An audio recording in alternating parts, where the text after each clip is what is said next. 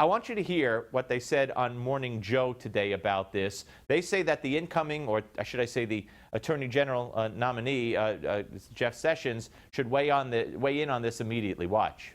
Immediately when he gets in front of the Senate, whether they are going to move ahead with federal charges against a police officer condemned by his own department who shot a black man in the back 5 times. You know, Ari, when this jury was chosen, 11 white jurors and 1 black juror, the family attorney, Chris Stewart, said, I'm not worried about that makeup because anybody, no matter their race, with 2 eyes can watch that video and see exactly what happened. There was 1 holdout, just as a procedural matter. What could it be? All right, you talk about false news. First of all, yes, anybody with 1 eye could watch that video, okay? The video is not the only evidence presented at the trial.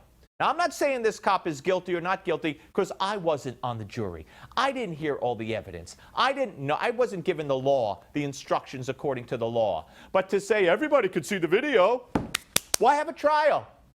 Fake news, why have a trial? If it's just the video, why have a trial?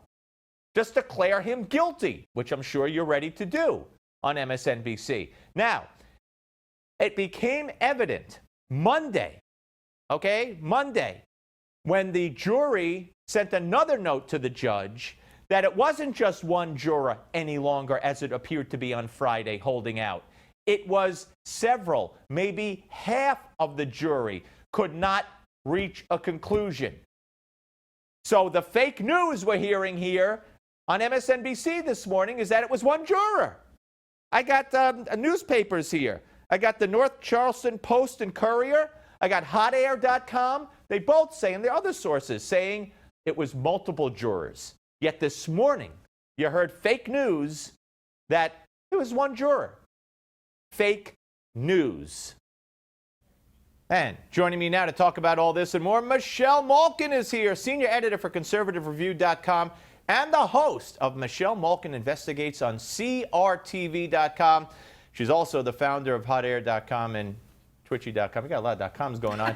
Welcome. Great to see you. It's so great to see you. Oh, my gosh. I wish I could have you for the full hour. But let's before we get to your great new venture, which is very, very exciting, yes. Let's talk a little bit about what I was just talking about. I know you feel strongly about that. I don't think you think the cop is innocent or guilty either. But the way it's presented, I mean, you talk about fake news. What that little clip from MSNBC left out. First of all, they assumed he was guilty because everybody saw the video. And secondly, they still say it's 1 juror when by now we all know it was a half a dozen jurors. You were on fire in your monologue, Steve, and it is an issue that I have combated for the last 25 years. Liberal media malpractice. It's gotten worse and worse over the last 8 years in this particular policy area where you're dealing with law enforcement officers who have to make split decisions, life and death decisions, and the second guessing and the armchair quarterbacking of these so-called neutral arbiters of news.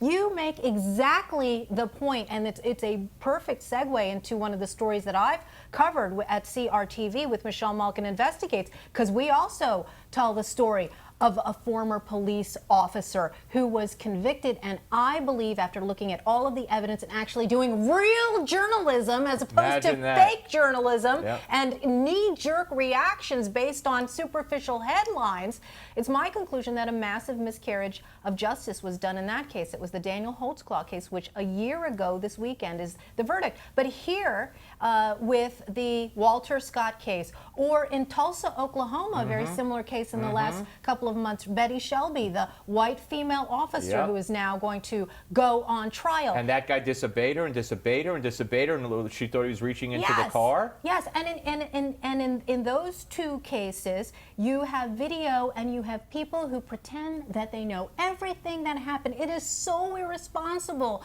Steve, for these people to not have sat in the courtroom and listened to all of the evidence. It is a perversion of what justice is really supposed to be. You couldn't be more right. You couldn't be more right. And, you know, we had the Eric Holder case. Remember that? They had the video. Yet when the jury saw evidence, grand jury, evidence, doctors, more videos, everything they saw, they said, no, we can't convict this cop. We can't send him to die or rot in jail for his life. You know, this goes all the way back to Rodney King, and that's how I cut my teeth in journalism. I worked for the Los Angeles Daily News. I was there for the riots, and it was one of the first stories where I questioned the conventional political correctness wisdom about the rush to judgment when it came to convicting these cops in the court of public opinion before they'd had their day So in the court of law. fake news is trying to convict this cop. Yes.